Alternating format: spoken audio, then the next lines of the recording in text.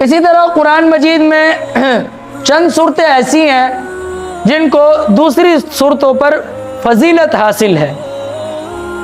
ویسے تو پورا قرآن بابرکت ہے اور فضیلت والا ہے، لیکن صورتوں کے اعتبار سے بعض صورتوں کو دوسری صورتوں پر زیادہ فضیلت حاصل ہے۔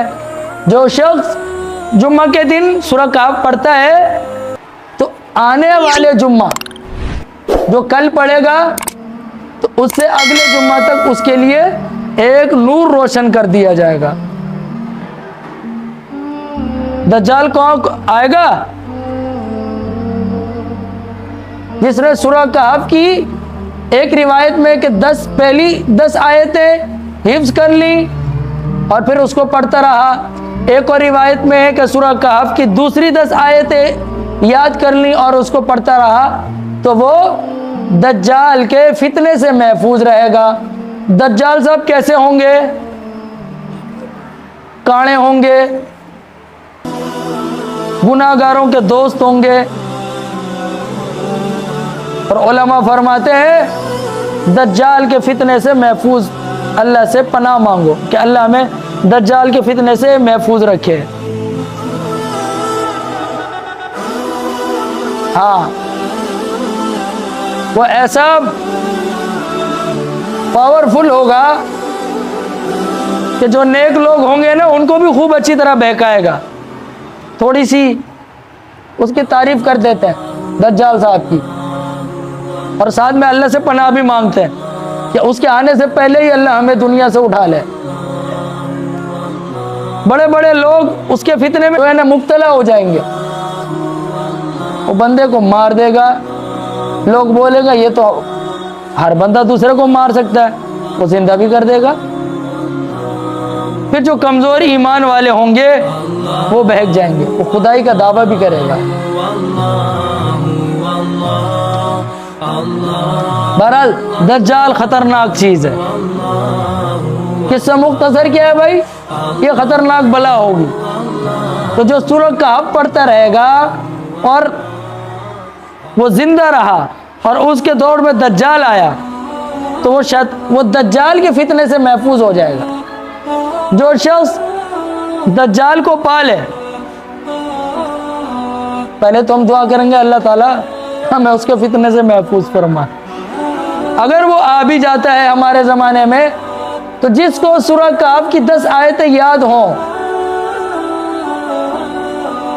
تو وہ دجال کے پڑھ کر دجال کے منہ پہ پھونک مار دے تو اللہ تعالیٰ اس کو دجال کے فتنے سے محفوظ فرما دیں گے۔ اس لیے سورۃ الکہف کی پہلی 10 یا آخری 10 آیتیں یاد کر لو۔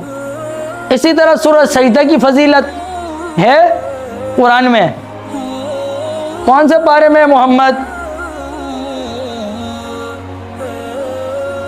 سوچ لو جی، 21واں پارے میں ہے۔ آپ صلی اللہ علیہ وسلم رات کو سورۃ السجدہ اور سورہ ملک کی تلاوت کیے بغیر نہیں سوتے تھے۔ اس لیے ہم امتی کو بھی چاہیے کہ سونے سے پہلے ان 2 سورتوں کی تلاوت کر لیں۔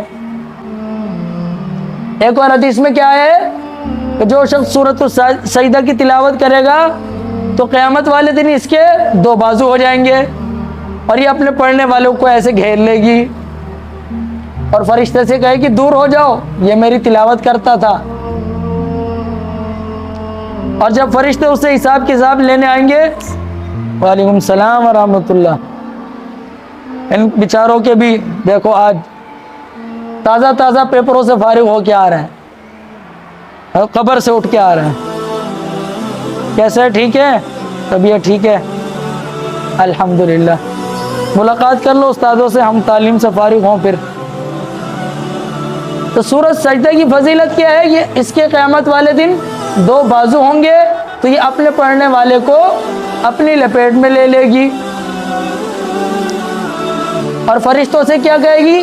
دور ہو جاؤ اس سے، یہ میری تلاوت کرتے تھے اور آج ان سے حساب کتاب میں ان کو مت پکڑو، میں ان کی سفارش کرتی ہوں۔ سورۃ السجدہ اور سورۃ الملک दूसरी जो कुरान मजीद की सूरतें हैं, जो सूरत सजदा और सूरत मुल्क को पढ़ेगा उसको दूसरी सूरतों से 60 नेकियां ज्यादा मिलेंगी। हजरत अब्दुल्ला नहीं, हजरत इब्न उमर रजी अल्लाह ताला अन्हु क्या फरमाते हैं कि जो शख्स सूरतुल मुल्क, शाकिर साहब कहाँ हो? नहीं, यहाँ नहीं हो, पापोश में हो, यहीं पे हो? अच्छा, जो शख्स सूरतुल मुल्क और सूरत सजदा की मगरिब और इशा के दरमियान तिलावत करेगा उसको ये फजीलत मिलेगी गोया उसने लैलतुल क़द्र में क़याम किया। और लैलतुल क़द्र की क्या फजीलत है? लैलतुल क़द्र खैरुम मिन अल्फि शहर। सुनते रहते हो ना रमजान में इमाम साहब से वो क्या फजीलत बताते हैं? लैलतुल क़द्र खैरुम मिन अल्फि शहर, 1000 रातों से लैलतुल क़द्र की एक रात बेहतर है इबादत में। नबी करीम सल्लल्लाहु अलैहि वसल्लम जुम्मा के दिन नमाज फजर में सूरत सजदा की तिलावत फरमाया करते थे। और आजकल हम करेंगे तो सारे टांग पकड़ लेंगे, और इमाम साहब ने बहुत लंबी रकात कर दी। ये भी अल्हम्दुलिल्लाह हमारे देहातों में एहतमाम था एक वक्त तक कि पहली रकात में सूरत सजदा की तिलावत किया करते थे। फिर मुक्तदियों के शोर शराबे और उनकी सुस्ती की वजह से अब ये अमल छूट गया। कितनी सूरतों की मैंने फजीलत बयान कर दी, कितनी सूरतों की फजीलत हो गई? कौन कौन सी? सूरतुल कहफ, सूरतुल सजदा और सूरतुल मुल्क। ठीक है।